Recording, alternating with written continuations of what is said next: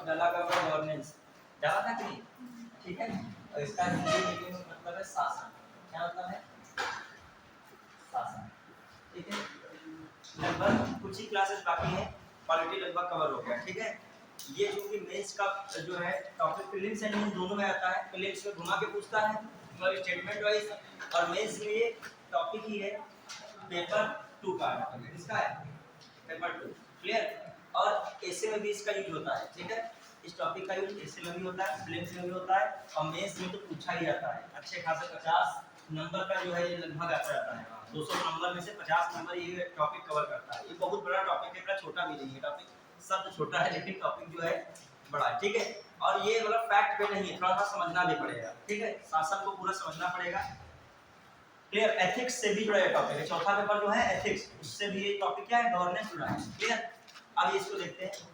देखो अंत तक हर चीज कवर करनी है जो अभी शुरू से बने हुए हैं पॉलिटी में। हम चाहेंगे लास्ट तक 10-12 क्लासेस 13 क्लासेस ऐसे ही कुछ है, लगभग आपका पूरा पॉलिटी क्या हो जाएगा, कवर हो जाएगा, A to Z हो जाएगा, मतलब कुछ भी बाकी लगभग नहीं रहेगा। और जो भी 2-3 पॉइंट्स बचे, जो नागरिकता एक टॉपिक बचा है, इसके लिए हम सबसे बात करेंगे। जो उसमें टॉपिक होगा उसको बाद में आराम से कवर कर लेंगे। जो भी संस्थाएं बची है वो 1-2 क्लास में वो भी हो जाएंगी।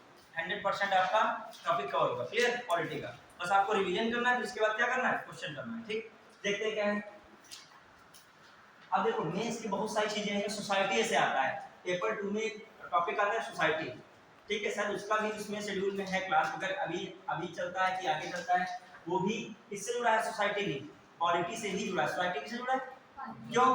क्योंकि उसमें भी समाज की बहुत सारी चीजें हैं, और आपके पॉलिटी में भी समाज से रिलेटेड क्या थी, बहुत सारी चीजें थी। तो वो तो जब आएगा टॉपिक तब देखेंगे। तो ये देखते हैं गवर्नेंस, इसमें देखिए क्या क्या चीजें लिखनी है। गवर्नेंस ये पहले तो हम इसको बताएंगे, समझाएंगे, जब इससे रिलेटेड सारी लगभग बातें बताएंगे, फिर इसके साथ मेंस के क्वेश्चन आंसर किस तरीके गवर्नेंस आए उसकी भी चर्चा करते चलेंगे, क्लियर। देखो शासन क्या समझते हो, बताओ शासन से आप? ये तो बहुत यूज होता है, होता है यूज कि नहीं? आप शासन में जाना भी चाहते हैं, ठीक है, बताइए। एक होता है सरकार, ठीक है, सरकार, क्लियर। और सरकार एक छोटा पार्ट होता है, इसका विस्तृत रूप कौन हो जाएगा, इसका विस्तृत रूप कौन हो जाएगा, शासन, गवर्नेंस। क्या हो जाएगा, गवर्नेंस, क्लियर, शासन हो जाएगा। मतलब देखा जाए सरकार और शासन, मतलब ये है कि बहुत सारी चीजें आप देखते होंगे। मान लीजिए बहुत सारी चीजों में, जैसे मान लीजिए स्वच्छ भारत अभियान चल रहा है, ठीक है, सपोज स्वच्छ भारत अभियान या स्वच्छता मिशन चल रहा है, क्लियर। तो ये तो सरकार द्वारा चलाई गई एक योजना है, जमीनी स्तर पर कितना आ रही है, इसमें किसकी भूमिका है, समझ रहे हो कि नहीं? मान लीजिए मौलिक अधिकार दिए गए, मौलिक अधिकार संविधान में दिए गए, मौलिक अधिकार का सही प्रकार से इंप्लीमेंट हो पा रहा है, सबको मिल पा रहा है कि नहीं मिल पा रहा है, उस पर जो बीच की प्रक्रिया है ये क्या है, शासन। अब बताओ शासन की इंपॉर्टेंस है कि नहीं?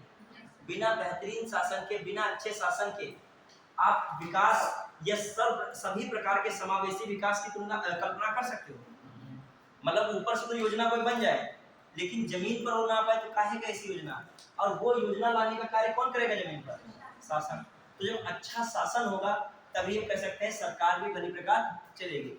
अब आइए इस शासन में भूमिका किसकी है? ऐसा नहीं कि शासन में केवल सरकार की भूमिका है, शासन में सबकी भूमिका है, सबकी भागीदारी है। जबकि सरकार में देखा जाता है जो लोग चुन के पहुंचते हैं, और या फिर जो है कह सकते हो चुने हुए सरकार द्वारा कुछ लोगों को जो मनोनीत किया जाता है, कुछ समितियां बनाई जाती, कमेटियां, मतलब एक सरकार का क्राइटेरिया निश्चित रहता है। जबकि शासन का क्राइटेरिया क्या है, व्यापक है, बहुत व्यापक है, सब लोग शामिल हो। तो जब सब लोग शामिल हो तभी हमने इसका क्षेत्र क्या कर दिया है, इससे बड़ा किया है, क्लियर। अब जो हम लोग देखें सामान्यतः शासन में जो कार्य क्या है, शासन का संचालन करना, रियल में क्या करना, कोई चीज है उसका संचालन कैसा है, नीतिगत निर्णय, जो नीति निर्णय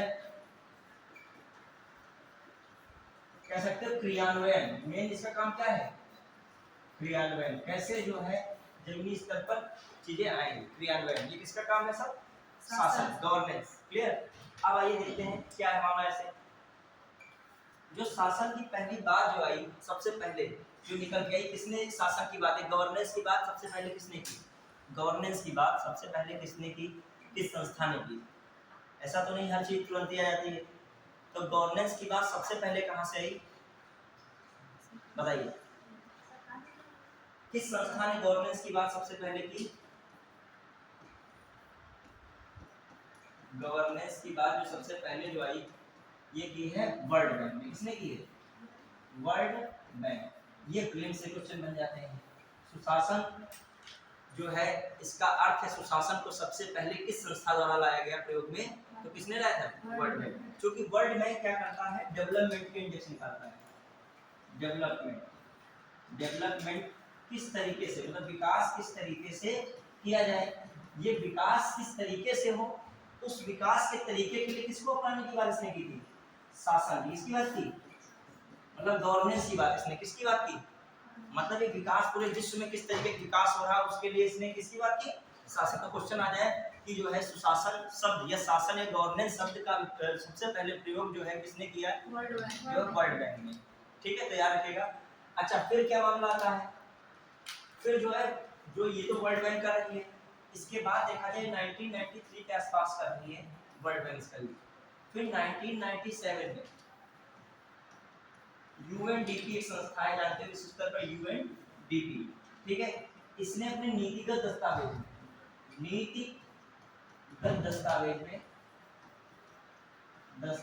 में क्लियर, नीतिगत दस्तावेज में किसकी बात की? सुशासन या गवर्नेंस की बात की? गवर्नेंस की बात की। किसने बात की है गवर्नेंस की बात? 1997 में यूएनडीपी ने अपने डॉक्यूमेंट्स में किसकी बात की? गवर्नेंस की बात की। कहा ये अपने डॉक्यूमेंट्स में इसका कहना था सभी स्तरों पर देश के सभी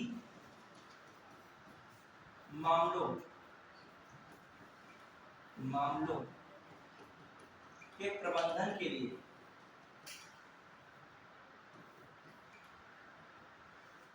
राजनीतिक, सामाजिक एवं आर्थिक अधिकार का प्रयोग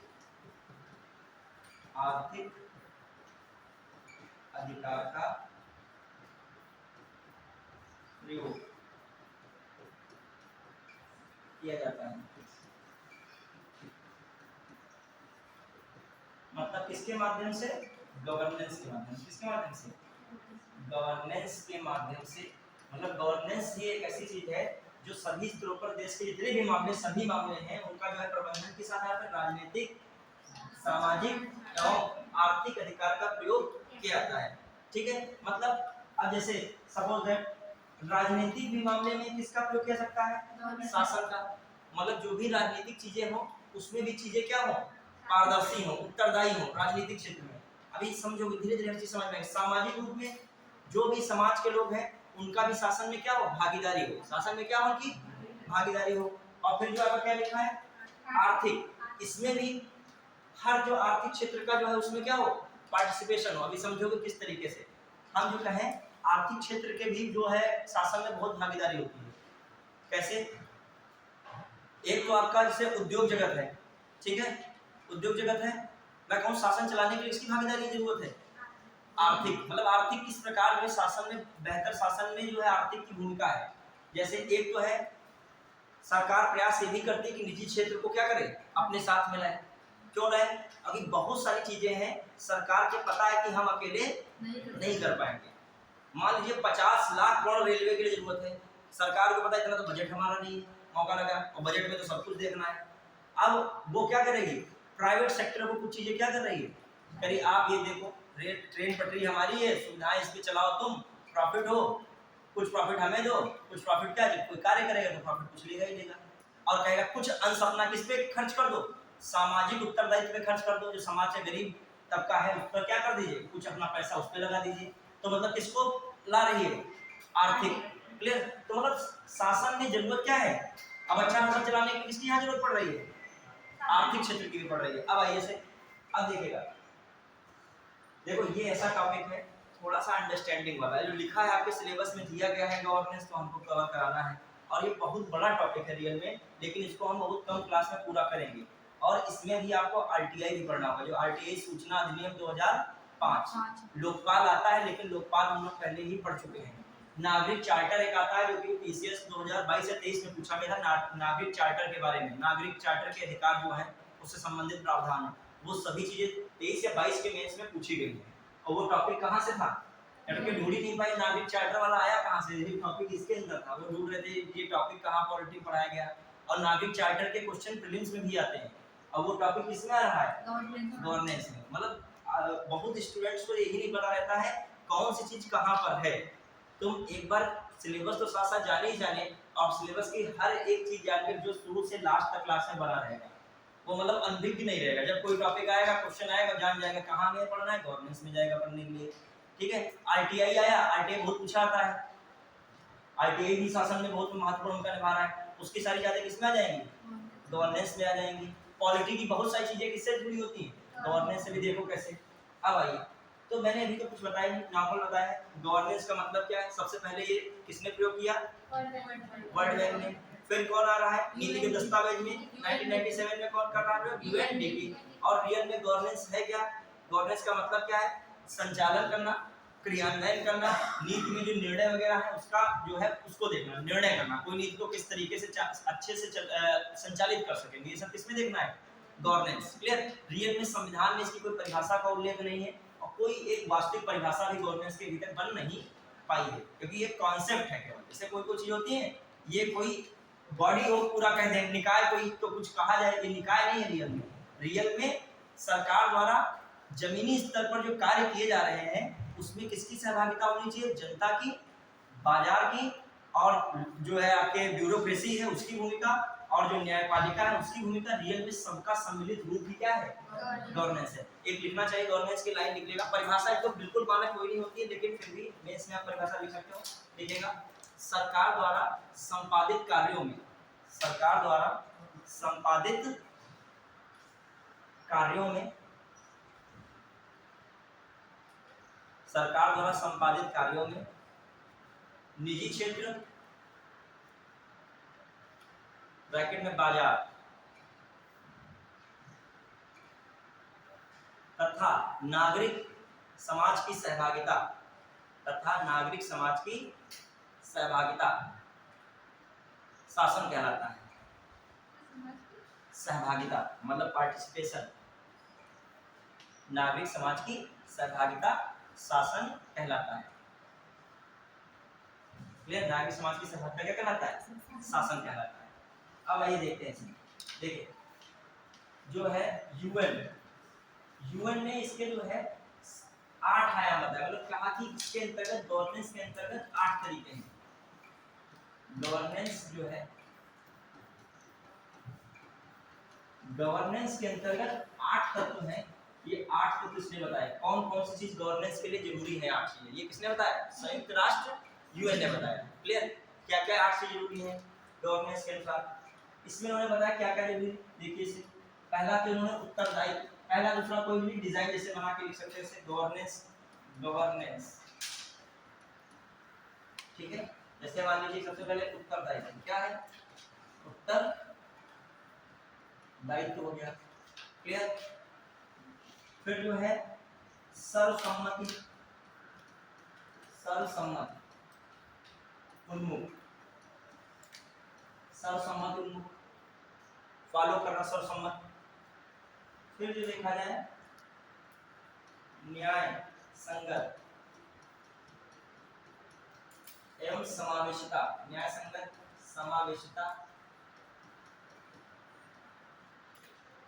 फिर कुशलता एवं प्रभाविता, कुशलता एवं प्रभाविता।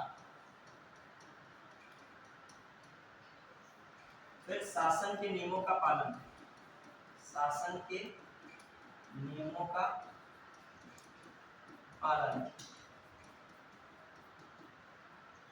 फिर भागीदारी, भागीदारी, जवाबदेही, जवाबदेही। जवाबदेही और जो है पारदर्शिता। क्या होनी चाहिए? पारदर्शिता। क्लियर? देखो 8 हो गए कि नहीं हो गए? 8 है कि नहीं? गोलक देख लीजिएगा, 8 आयाम या 8 तत्व थे जो यूएन ने गवर्नेंस के संबंध में 8 आयाम या 8 तत्व बताए हैं। 8 है कि नहीं? हो गए। तो याद रखिएगा ये किसके हैं? यूनाइटेड नेशन के। 7 कैसे होते दिन में? देखिए एक पहली बार सही से गिना करिएगा, थोड़ा सा इसमें टीचर बहुत मेहनत करता है, ठीक है? आप गलत बोल देते हैं 1 मिनट में, ठीक? चलिए कोई बात नहीं। 6 7 और कितना है? 8, ठीक है? चलिए हो गए 8 की नहीं? क्लियर? दिमाग लगता है ना, वो एक गायब हो जाएगा, ये हम अपने आप थोड़ी जोड़ सकते हैं। ये किसके हैं? यूएन के नियम है। कितने किसके हैं? ये 8 हो के 8 है, यूएन के बनाया। अपना देख लीजिएगा सब लोग, कोई इसमें एक आध छोड़ दिए जल्दी जल्दी में। क्लियर? देखिए ये किसका मामला है? यूएन। अब देखो यूएन ने कितने बताए हैं आयाम? इसमें 8 आयाम बताए। तो ये गवर्नेंस, अब समझो इस बात को। अब तुम्हारे दिमाग में थोड़ा चीज चल रही होगी, गवर्नेंस के लिए क्या क्या जरूरी चीजें दिमाग में रखेगा। मतलब एक बात क्या है, अब अपने दिमाग में रखिए, गवर्नेंस ऐसे आप समझ रहे हो गवर्नेंस का कितना व्यापक क्षेत्र है। मतलब कहा जाए गुड गवर्नेंस के लिए क्या क्या चीज जरूरी है, दिमाग लगाइएगा। आपको लिखना ही नहीं है, आपसे मैं बाद में पूछ लूंगा, फिल्म से अच्छा सकता है ऐसे। यूएन ने गवर्नेंस के अंतर्गत कौन सा इनमें से आयाम नहीं बताया है। आपको सारे 1 2 3 4 लिखा होगा, और उसमें जैसे मान लिया आपको पक्का पता है तो 1 2 3 4 को लगा दोगे, चारों आयाम हैं। क्लियर? मतलब कोई नया आयाम इसमें रख दे, तुमको पता है केवल कितने आयाम है? 8 ही। जैसे बताइए कैसे, कौन कौन आयाम है? देखो उन्होंने दिया उत्तरदायी, पहले तो तुम्हारी पारदर्शिता, ठीक है? सबसे पहले तो हम लोग हैं भागीदारी। सबसे जरूरी क्या है इसमें? भागीदारी।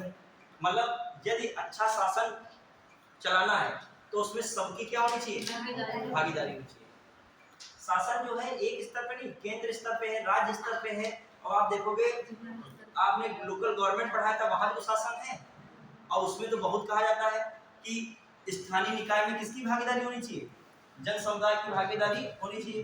तो देखिए भागीदारी इसमें सरकार की हो, सरकार का जितना आपके बीच योजनाएं चलाने का कार्य कौन करता है? थोड़ा समझिएगा इस बात को, कौन करता है? देखो कोई कोई सब्जेक्ट होते हैं आपको जीवन में फायदा देंगे, नॉलेज देंगे, समझ रहे हो कि नहीं? ये टॉपिक आपका जो है जीवन से जुड़ा हुआ है। अभी आप कोई कार्य लेके जाएंगे, आपका कार्य नहीं हुआ तो समझ लीजिए किसमें मिस्टेक है, किसमें प्रॉब्लम आ रही है? शासन में। सरकार ने तो योजना बना दी है, अब सरकार का काम खत्म हो गया वहां पे, अब किसका काम शुरू हो गया है? शासन का। आप तक वो चीज नहीं पहुंच रही है तो किसकी मिस्टेक चल रही है? शासन की। उसको किस तरीके से सुधार सकते हो? समझ रहे? ये सब चीजें इसमें आएंगी। मान लीजिए सर्व शिक्षा अभियान है, सर्व शिक्षा अभियान सरकार ने चलाया, तो एक होता है सामाजिक ऑडिट, मतलब सोशल ऑडिट कह सकते हो। तो गांव के कुछ लोगों ने समूह बनाया कि और देखें सर्व शिक्षा अभियान में पहले क्या हाल था और अब क्या हाल है। तो इसका मूल्यांकन जो किया जा रहा है, इसका मतलब ये क्या है? ये शासन के अंतर्गत जब देखेंगे कि पहले भी इनको काका नहीं आता था गांव के अधिकांश बच्चों को, आज भी नहीं आ रहा है, तो काहे का सर्व शिक्षा अभियान है? तो सरकार ने तो ऊपर चलाई चीज, लेकिन जमीन तक अब इसमें किसकी गलती हो सकती है? गांव के अधिकांश बच्चे शिक्षित नहीं हो पा रहे हैं, तो इसमें किसकी गलती है? शासन में। देखिए किसकी गलती है? टीचर्स की क्यों गलती है? टीचर्स की गलती है? टीचर्स की गलती हो सकती है, उसकी भी पार्टिसिपेट हो सकता है, लेकिन पूरा सिस्टम हो। शायद सरकार द्वारा जितने शिक्षक विद्यालय में जरूरत हो उतने ना हो, गांव की आबादी क्या हो? ज्यादा हो। दूसरी बात कह सकते हैं कि सरकार ने वहाँ टीचर भी अच्छे कर दिए, इंफ्रास्ट्रक्चर में कुछ कमी हो, लाइट वेट नहीं तो बच्चों को इंटरेस्ट ना आता हो, अंधेरा हो जाता हो, कोई प्रकार की समस्या हो तो इंफ्रास्ट्रक्चर भी मान ली गवर्नमेंट ने कर दिया। अब आ जाइए, अब देखो टीचर्स, अब यहाँ पे शासन का सिस्टम शुरू हो जाएगा, सबकी पूरी पार्टिसिपेशन होगा। अब मान लीजिए शिक्षा अधिकारी है, मान लीजिए बेसिक शिक्षा अधिकारी है, जो शिक्षक वहां पर नहीं पहुंच रहा, वो कोई कार्यवाही उस पर नहीं कर रहा, शिक्षक जा नहीं पा रहा है टाइम से, या टाइम से आता है तो आप उस तरीके से पढ़ा नहीं पा रहा है, या पहले चला आता है तो भी बच्चे साथ नहीं जा रहे हो। और फिर जब इन चीजों के बाद टीचर भी अच्छा है मान लीजिए, अब यहाँ पर नागरिकों की भी जिम्मेदारी है। क्यों? अपने बच्चे को गेहूं कटवाने के लिए भेज रहे हैं, कह रहे 2 रुपया आएगा, ठीक है? तो अब ये समस्या किससे आ जाएगी? ये समस्या किसमें है? ये अब दिक्कत जो है कहाँ पे उठ रही है? शासन नहीं, ये अब नागरिकों की समस्या है। अब बताओ इसमें पार्टिसिपेट किसका हुआ? सभी का हुआ कि नहीं हुआ? कि इसमें जो है ब्यूरोक्रेसी भी आ गई, इसमें ब्यूरोक्रेसी के अलावा इसमें शिक्षक भी आ गए जो बिल्कुल जो ब्यूरोक्रेसी में बिल्कुल जमीन के स्तर पे थे, और इसमें कौन सहभागिता किसकी है? नागरिकों की भी है। सब व्यवस्थाएं हो गई, लेकिन जैसे मान लीजिए योजना है, सपोज दैट आपके फ्री में पढ़ाया जाता हो और इस योजना में आप सभी को आना है, ये आपकी जिम्मेदारी है कि आप प्रायोरिटी दे रहे हो क्लास को कि नहीं दे रहे हो, ये तो आपकी जिम्मेदारी है। तो इसमें सभी का शासन में क्या है, सबकी क्या होनी चाहिए? भागीदारी होनी चाहिए। फिर मैं कह रहा हूँ सर्वसम्मत उन्मुख है। अधिकांश लोग क्या, कोई भी चीज संचालित हो रही है उसमें सर्वसम्मत में है क्या? तो सर्वसम्मत तो है ही, ठीक होना चाहिए। जवाबदेही, अभी इसकी भी बात आएगी। हर स्तर पर जवाबदेही की व्यवस्था है, किसमें? शासन में। क्लियर? लेकिन जवाबदेही ऐसी नहीं होनी चाहिए किसी को नुकसान पहुंच रहा। मान लीजिए कोई पर्टिकुलर अपने स्वार्थ के लिए जवाबदेही की बात कर रहा है, अपने स्वार्थ के लिए उत्तरदायित्व की बात कर रहा तो गलत है। ठीक है, उसमें सबका ही छिपा होना चाहिए। शासन में किसका होना चाहिए? सबका। तो भागीदारी हर जगह रहेगी। भागीदारी क्या है इसमें? हर जगह है। अब ऐसे मान लीजिए न्याय संगत और समावेशिता होनी चाहिए। मतलब शासन में हर चीज क्या होनी चाहिए? न्याय संगत। मतलब अमीर गरीब का कोई मैटर नहीं हो, जात धर्म भाषा क्षेत्र ये सब कोई मैटर नहीं कर रहा हो। शासन में ये चीज चल रही तो इसका मतलब क्या है? फिर वो शासन बेहतर नहीं है, जमीन को चीजें नहीं दिख पाएंगी। अब आइए शासन के नियमों का पालन हो। बहुत सारे नियम शासन के जो गवर्नेंस बनाए गए हैं, तो नियम नहीं फॉलो करोगे, कहोगे कि नहीं हमारा अपना एक नियम है, तो ऐसा नियम या फिर बनाओ सब लोग उसमें शामिल हो पाए, सब लोग शामिल हो। वो नियम तो आप क्रिएट नहीं करोगे, जो नियम सबके समझ से बनेगा वही होना चाहिए। अब ये सारी चीज, पारदर्शिता सबसे बड़ी चीज है, क्या होनी चाहिए? पारदर्शिता। हर चीज को एकदम जो है ट्रांसपेरेंसी। और पारदर्शिता के लिए सबसे इंपॉर्टेंट आया था कौन? आरटीआई। कौन आया था सबसे इंपॉर्टेंट? RTI act 2005। क्लियर? हर स्तर पर इसमें प्रधानमंत्री, राष्ट्रपति, सभी अधिकारी, सभी लोगों से सूचना। आप कुछ रक्षा मंत्रालय की चीजें जो गोपनीय है वो आप नहीं से मांग सकते हो कि बता दीजिए कितनी समय मिसाइल है, ठीक है? मतलब आप कुछ तो कुछ चीजें सुरक्षा वगैरह से छोड़ के बता, मतलब और चीजों में लगभग सब दायरे में आते हैं। मान लीजिए कोई आतंकवादी को पकड़ा गया, पूछ रहे हो आतंकवादी जो है कहाँ छिपा के रखा गया है, कितने दिनों तक उसको रखा जाएगा, उसकी भी सूचना दे दीजिए। तो ये सब चीजें आरटीआई में, वरना राष्ट्रपति भी है, प्रधानमंत्री भी है, न्यायाधीश तक यहाँ पर आ जाते हैं। आरटीआई में कौन आता है? न्यायपालिका भी आ जाती है कवर में। और जितना ब्यूरोक्रेसी है सब, यदि आपको जानकारी मांगते हैं 30 दिन के अंदर, ये 30 दिन तक सूचना आपको दी जाती है। और ये व्यक्तिगत स्वतंत्रता का मामला, कोई आपका पर्सनल स्वतंत्रता का मामला फंसा तो 48 घंटे के अंदर भी क्या मिलेगी? आपको इन्फॉर्मेशन मिलेगी। तो अभी तो इसको मैं नॉर्मल बता रहा हूँ। आरटीआई एक्ट पढ़ना पड़ेगा। किसके अंतर्गत है आरटीआई? गवर्नेंस के अंदर। बहुत चीजें निकल के आएंगी गवर्नेंस। लोकपाल हम लोग पहले से पढ़ चुके हैं। लोकपाल भी किसका हिस्सा देखा जाए? गवर्नेंस। क्योंकि लोकपाल भी तो भ्रष्टाचार का क्या करता है? सतर्कता आयोग, ये भी एक हिसाब से क्या है? गवर्नेंस का जो हिस्सा है। क्या करता होगी? सीबीआई, वो भी किसका हिस्सा के साथ देखा जाए? गवर्नेंस। मतलब पर्टिकुलर कोई भाग नहीं है जो इसमें सपोर्ट कर रहा है, वो इसका क्या हो जाएगा? आप भी इसका क्या हो? हिस्सा हो। क्योंकि भागीदारी मैंने कहा ना। अब देखिए, देखिएगा इसको भूमिका में, आप अभी सामने आ जाओगे इसमें क्या है, ठीक है? हाँ, गवर्नेंस में भूमिका किसकी? अच्छा एक चीज और, ये तो सब हम लोगों ने देख लिया, अभी जो दिखाएंगे भूमिका, पहले कुछ और चीजें देखिए। जैसे अपने सिस्टम में भारत में क्या है, देश में कैसी व्यवस्था है? एक तो विधायिका है, ठीक है, विधायिका है। और फिर कौन है? कार्य पालिका है। फिर क्या है? न्याय पालिका है, ठीक है। चौथा स्तंभ कौन सा है? मीडिया है। चौथा स्तंभ कौन है? मीडिया है। पांचवा स्तंभ कौन है? नागरिक समाज। ये नागरिक समाज समझो मीडिया में ही आ जाता है। किसमें आता है? मीडिया में। अब विधायिका क्या करता है? कानून बनाता है, सामान्यतः संसद है, कानून बनाता है। फिर बनाती है। फिर आइए कार्यपालिका क्या करता है? कानून लागू करना। और ये जो है न्याय का कार्य करती है।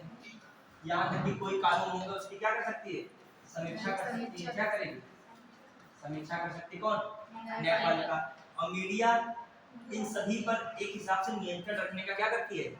प्रयास करती है। और मीडिया में किसकी सहभागिता है? नागरिक की सहभागिता है। मीडिया में किसकी सहभागिता? नागरिकों की है। तो ये सब बातें किससे जुड़ी हैं? गवर्नमेंट। अब देखिए, अब देखो, कहने का मतलब एक तरफ में सरकार यहाँ रखा, सरकार, और यहाँ पर क्या है? गवर्नेंस। गवर्नेंस है, ठीक है। सरकार है, गवर्नेंस। जो देखें हम लोग सरकार में देखा जाए देश या राज्य के भीतर, देश या राज्य के भीतर नियंत्रण के लिए संसद, विधानमंडल, मंत्रिपरिषद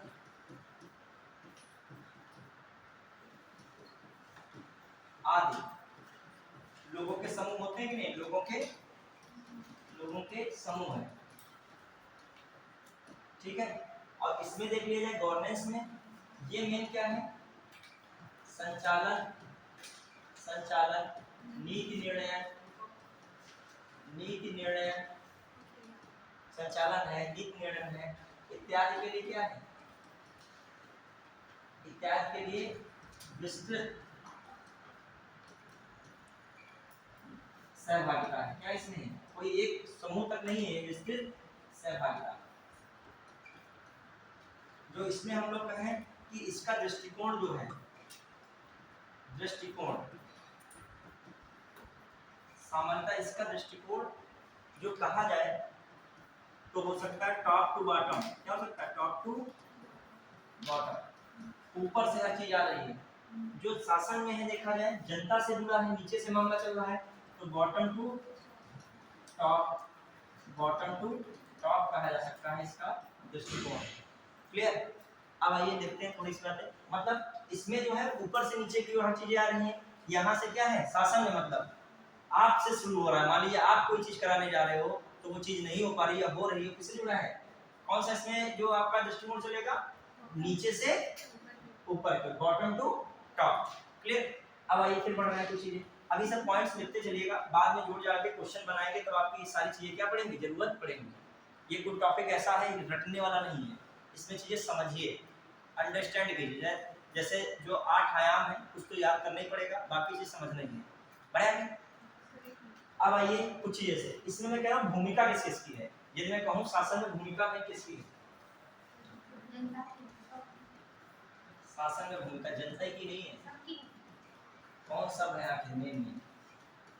देखिए भूमिका में जो आप देखें, एक तो किसकी है? बाजार की, बाजार या निजी क्षेत्र, बाजार या निजी क्षेत्र। फिर जो है कहा है नागरिक समाज, किसकी है? नागरिक समाज की। क्लियर? फिर जो कहा जाए सरकार की भी, ठीक है। और हम लोग कहें सिविल सेवकों की, किसकी? सिविल सेवकों। फिर और हम लोग कहें जो सिविल सेवकों के अलावा पुलिस प्रशासन, पुलिस व्यवस्था, इसकी भूमिका भी है। और जो कहा जाए न्यायपालिका की भूमिका भी है, न्यायपालिका की भी भूमिका है इसमें, शासन की। क्लियर? और देखा जाए शासन जो है, शासन पहले यूज नहीं होता था। शासन का मतलब जो है पहले सरकार का यूज किया जाता, बाहर चीज में सरकार चलता था मामला, ठीक है।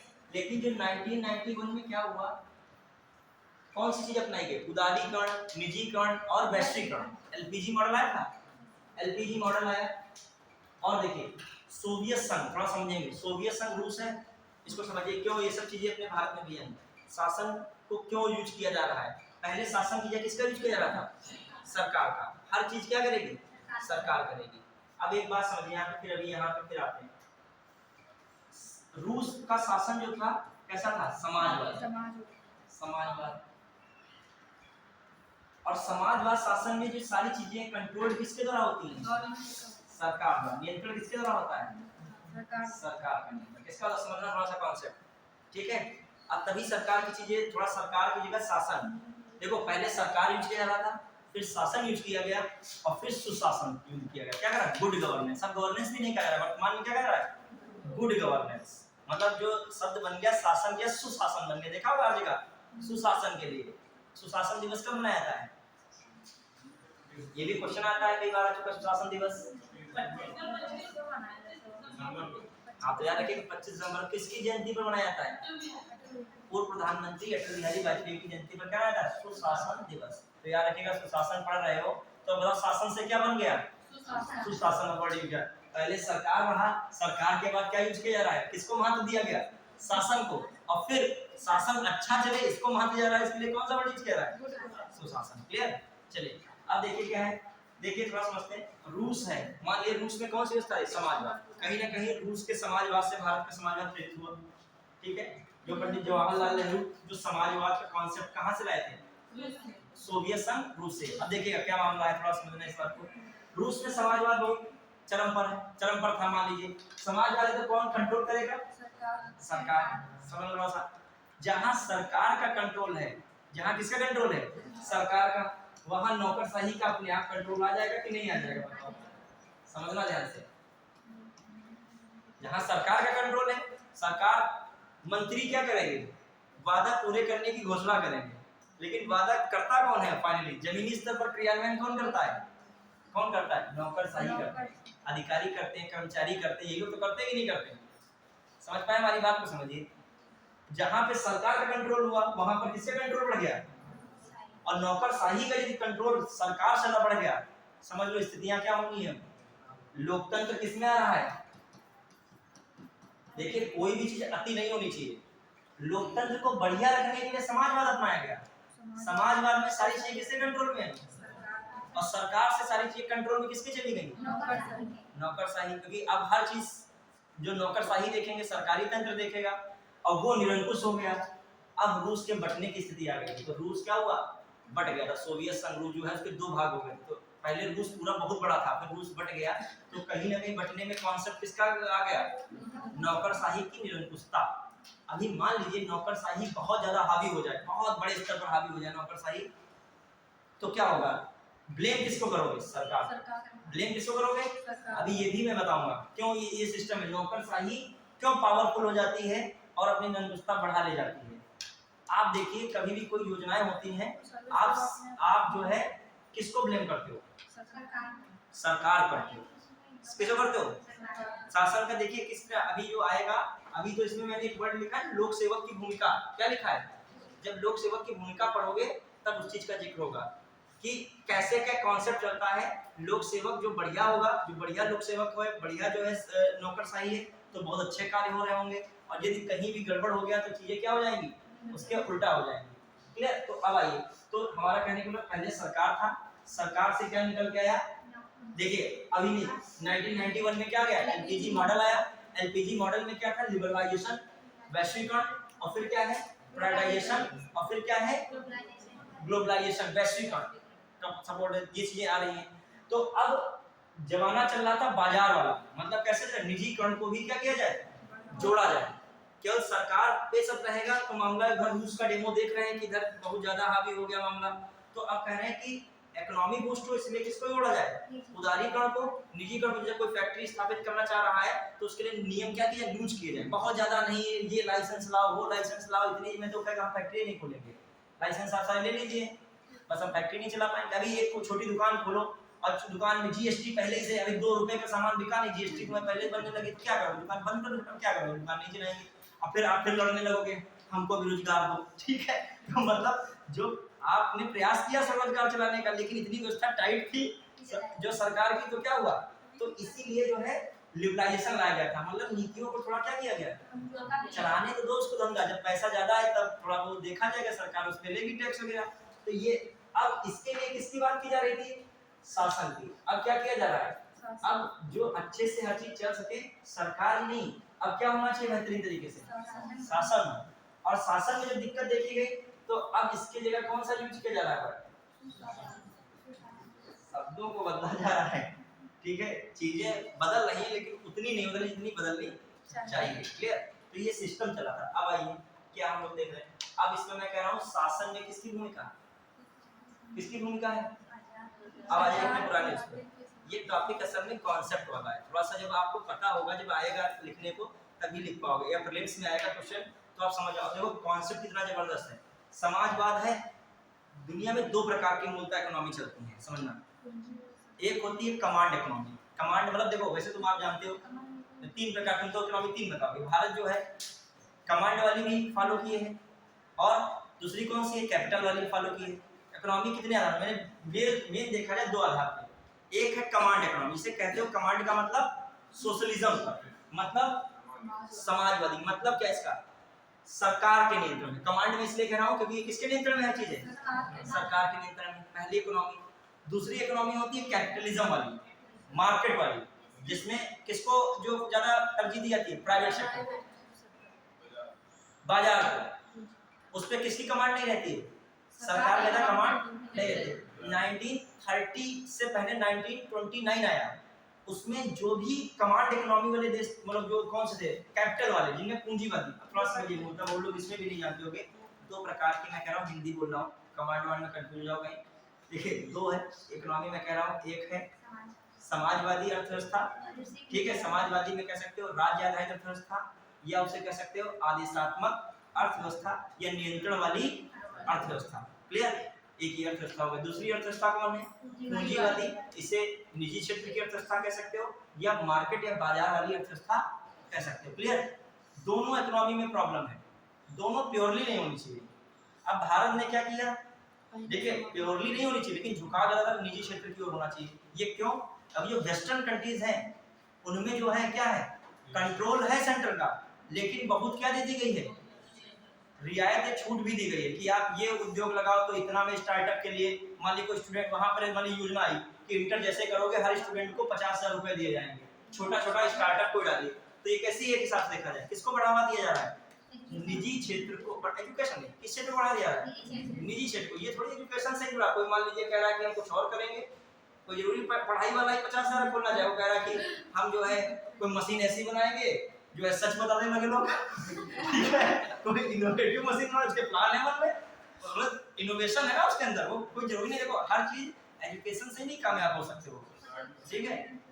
एक चीज देखो, हर व्यक्ति की स्किल अलग अलग है। अभी मैं कहूँ इसमें नॉर्मल आइए, इसमें नॉर्मल आ जाइए, मैं कहूँ इसी में कि मैं 50,000 सबको रुपया दे रहा हूँ, और ये कह रहा हूँ कि ये वापस नहीं कर पाओगे, उससे कुछ रुपया ज्यादा ले भी लिया जाए। क्यों लिए इसीलिए जाएगा क्योंकि तुम उसको फिजूल में मत खर्च मत करो, समझ रहे हो, इसमें मत खर्च करो फिजूल में। थोड़ा ये सब्जेक्ट वैसा है, समझाने के लिए बता रहा हूँ आपको।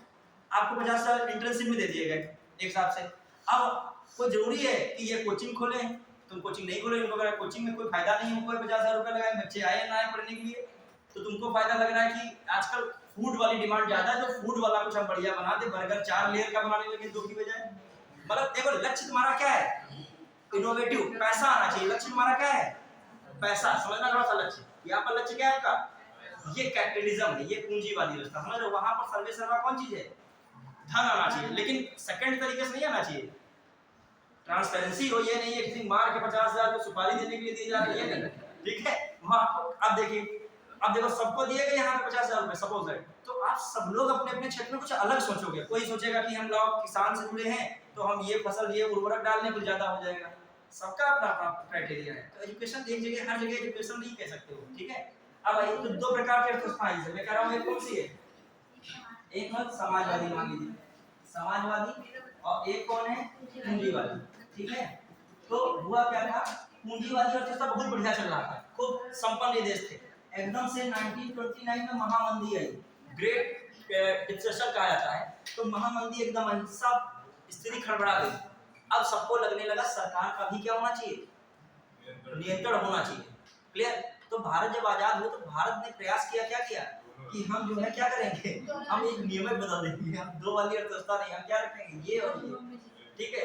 अच्छा, रूस में खड़ा मामला क्या गया, रूस ने किसको ज्यादा फॉलो कर लिया, बहुत फॉलो कर लिया। जब बहुत फॉलो किया, सरकार बहुत मजबूत हो गई। सरकार यदि देखो, समाजवादी में एक चीज है, सरकार यदि टाइट है, सरकार टाइट का मतलब बहुमत वाली है, तो ब्यूरोक्रेसी सही चल जाएगी। मान ली सरकार कहीं लूज पड़ गई और तुम्हारी व्यवस्था कौन सी थी, तो पूरा फायदा कौन लेगा, नौकरशाही कौन लेगा, नौकरशाही लेगा। उस वजह से उसका क्या बंटवारा हो रहा है, भ्रष्टाचार बहुत चरम पे हो जाएगा, ठीक है। तो ये चीजें हैं समाजवादी में। क्लियर। तो दोनों, भारत ने क्या सोचा, हम दोनों ले लें, लेकिन भारत में हुआ क्या, ना इधर के कायदे से हो पाए, ना जो है उधर से हो पाएंगे। हालांकि चीज बैलेंस है, लेकिन फिर भी अभी और बैलेंस की जरूरत है। झुकाव जो है, देखो समाजवादी में खर्चा ही खर्चा है, मिलना नहीं है, सब कुछ क्या है, जाना ही जाना है, सब कुछ क्या है इसमें। और ज्यादा जाएगा, जब मिलेगा नहीं तो फिर खर्च भी कहाँ करोगे, हमारा मतलब समझेगा। यदि अर्निंग हो और खर्चा हो, एक चीज है, क्या कह रहा है, क्यों क्या है, खर्च, विकास, समाज का भला ही भला करना है, और भला करने में क्या होगा, खर्च ही खर्च होता जाएगा। मिलने के सोर्सेस अब कम होने लगे हैं, खर्चा के सोर्सेस क्या हो रहे हैं, ज्यादा हो रहे हैं। तो अब हल्का सा देखो, यू टर्न लिया जा रहा है, मतलब किधर से, थोड़ा थोड़ा आपको किधर देखो, पीपीपी मॉडल देखने को मिलेगा। और ये पीपीपी देखिए, ये प्राइवेटाइजेशन यही गवर्नमेंट का नहीं है सिर्फ, ये लिबरलाइजेशन प्राइवेटाइजेशन जो है और ग्लोबलाइजेशन, एलपीजी मॉडल जो किसने दिया था, पीवी नरसिम्हा राव, उस समय सरकार किसकी थी, कांग्रेस की थी, समझिएगा। ये तो जीतना हारना राजनीतिक पहलू अलग है, एक दूसरे को ब्लेम, शायद उस समय बीजेपी गवर्नमेंट या कोई भी गवर्नमेंट होगी वो ये का विरोध शायद कर रही हो कि एलपीजी क्यों ला रहे हो, सपोज दैट, ठीक है। अब जब ये आए तो ये भी उसी बात को, कभी खर्चा तभी होगा जब क्या आपके पास आएगा, पैसा आएगा। अब पैसा के लिए ये भी व्यवस्था कर रहे हैं, तो अब ये वाले उधर उधर उल्टा घुमा रहे हैं। लेकिन जो शुरुआत की गई प्राइवेटाइजेशन सेक्टर की कहां से हुई है, पीवी नरसिम्हा राव से हुई है। कहां से हुई है, भारत में जो पहली बार कदम रखा एलपीजी मॉडल। और आइए इसके पीछे आइए, 1980 के आसपास इंदिरा गांधी ने इसकी थोड़ी सी जो है बात की थी, लिबरलाइजेशन की थोड़ा सा शुरुआत किसने की थी, इंदिरा गांधी ने। फिर कौन इसके बाद आया, 1986 के बाद कहां कौन है, नहीं, राजीव गांधी इसकी पहल कर रहे हैं, और फाइनली इस मॉडल को अपना कौन रहा है। अब बताइए, जो देखा जाए प्राइवेटाइजेशन के झुकाव धीरे धीरे कहां से हो रहा है, इंदिरा गांधी से ही हो रहा है। क्योंकि बात वही है, खर्चा देना देना तो है, योजनाएं बहुत पंचवर्षीय आ रही हैं, लेकिन पंचवर्षीय योजना को पैसा कौन जा देगा, पूंजीवादी देगा, मार्केट से पैसा आएगा। यहाँ तो क्या है, खर्चा ही खर्चा है। माने समाज कल्याण विभाग है, सपोज है, समाज कल्याण विभाग का मेन उद्देश्य क्या है, समाज का भला करना, तो यहाँ से खर्चा ही होगा, क्या होगा, खर्चा। अब आयकर विभाग है सरकार का, वो किस लिए बनाया गया है, पैसा लाने के लिए, समझ रहे हो, ये पैसा क्या है, देने के लिए बनाया गया, समझ लो। तो अब सब देने वाले विभाग काट दिए जाएंगे, कोई इनकम टैक्स या कोई कर वाला नहीं होगा, तो क्या होगा, सब में क्या दिया जाएगा, और ये फिर खर्चा आएगा कहाँ से, तो ये चीजें पहले। अब ये इनकम टैक्स की कहाँ इनकम लेंगे, आप कितना दे दोगे इनकम, आप तो नहीं दे पाओगे, आप इतना टैक्स है नहीं, सैलरी नहीं, इनकम टैक्स कौन देगा, कर कौन देगा, बड़ी फैक्ट्री तो देंगी। तो जो वही तुम नहीं निजीकरण कर पाओगे तो वो भी विभाग क्या हो जाएगा, खाली हो जाएगा। मतलब चैन बनी है, सिस्टम है, ये समझ लीजिए।